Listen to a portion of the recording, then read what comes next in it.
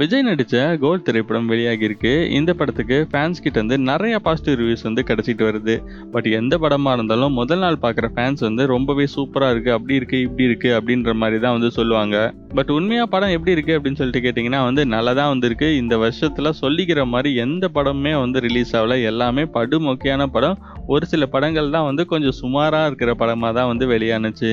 But Demonte colony part 2 ரொம்பவே சூப்பரா இருந்தாலும் வசூல் ரீதியா ஒரு பெரிய வெற்றி அடையல அப்படின்னு தான் சொல்லணும்.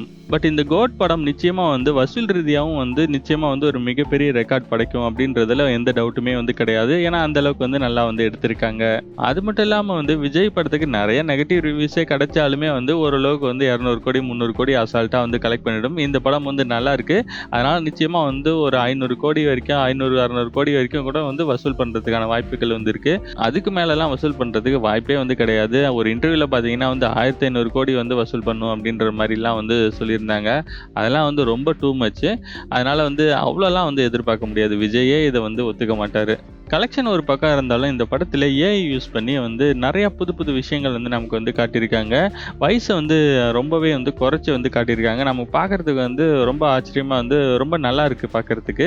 ஸோ தமிழ் சினிமால இதுதான் ஃபர்ஸ்ட் டைம் அப்படின்னு சொல்லி நினைக்கிறேன். அது மட்டும் இல்லாமல் படம் ஃபுல்லாக கலர்ஃபுல்லாக நிறைய வெளிநாட்டுலாம் காட்டுறதுனால பார்த்தீங்கன்னா பார்க்கறதுக்கு ரொம்பவே சூப்பராக இருக்கு. கொடுக்குற காசுக்கு ஒர்த்தான ஒரு படம் அப்படின்னு சொல்லலாம்.